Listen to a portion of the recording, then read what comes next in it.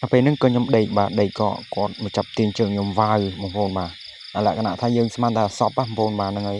អាពេលហ្នឹងគឺបេះដូងយើងបាទយើងថាពេលលក្ខណៈថាខ្មោចលងមានតែបងប្អូនបាទយើងរឹងជើងរឹងដៃបងបាទរឹងជើងរឹងដៃគឺជ្រឹះបងប្អូនបាទ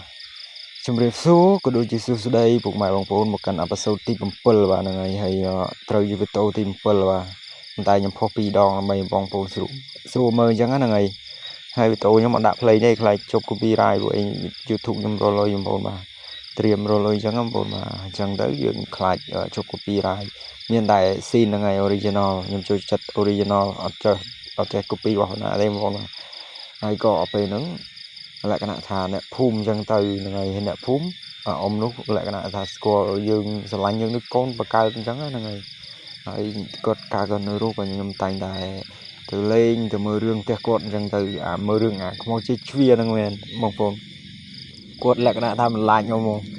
គាត់ចូលចិត្តនាំខ្ញុំទៅមើលរឿងជីកជ្វាហ្នឹងហើយខ្មោចជីកជ្វាអានកៅស្បៃហ្នឹងគឺល្បីខ្លាំងហ្មងខ្មោចជីកជ្វា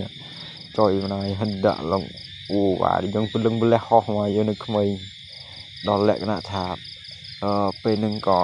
អ៊ំនោះគាត់មានជំងឺប្រចាំកាយគាត់មានជំងឺលក្ខណៈជំងឺទឹកនោមផ្អែមអញ្ចឹងហ្នឹងហើយគាត់ក៏ស្លាប់បាទ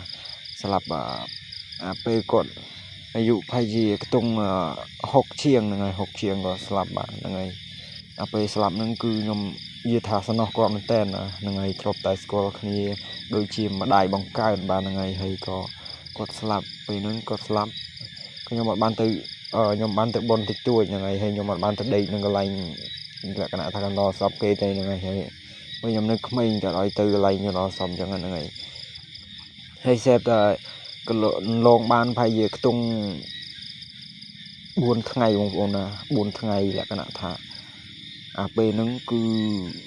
លក្ខណៈមករយើងបងប្អូនមកហៅថាកូនហ្មងបាទហ្នឹងហើយកូនទៅមើលរឿងជាមួយម៉ែអត់លក្ខណៈថាពេលហ្នឹងបេះដូងយើងហោះហ្មងចេញក្រៅបងប្អូនបាទហ្នឹងហើយមែនតែបងប្អូនបាទហោះចេញក្រៅហ្មងហើយយើងស្មានតែយកសពកាលយើងនៅក្មេងយើងស្មានតែយកសពហ្នឹងហើយលក្ខណៈថា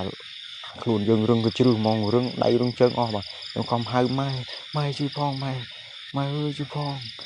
ហៅម៉ែខ្ញុំម៉ែបកើតខ្ញុំហ្នឹងហើយហៅម៉ែជួយផងក៏អត់ទេលក្ខណៈគាត់អត់លេងយើងហ្មងហ្នឹងហើយគាត់ស្រឡាញ់យើងដូចកូនបកើតគាត់ថាទៅតាមគាត់អត់ហ្នឹងហើយលក្ខណៈអញ្ចឹងហ្មងរឿងនេះធុតមែនតើបងប្អូនបាទអានេះធុតជាងទី1ទី2ទៀតបងប្អូនបាទលក្ខណៈថាយើងស្លន់ហ្មងព្រោះយើងលក្ខណៈថាវាមិនគិតដល់ថាថ្នាក់ហ្នឹងបងប្អូនបាទហើយពេលហ្នឹងក៏លក្ខណៈថាគាត់លងម្ដងក៏សាបសូន្យទៅរហូតទៅហ្នឹងហើយពេលលក្ខណៈថាបងប្អូនជួយឧបត្ថម្ភវីដេអូផងហ្នឹងហើយដើម្បីមានវីដេអូបន្តទៀតមក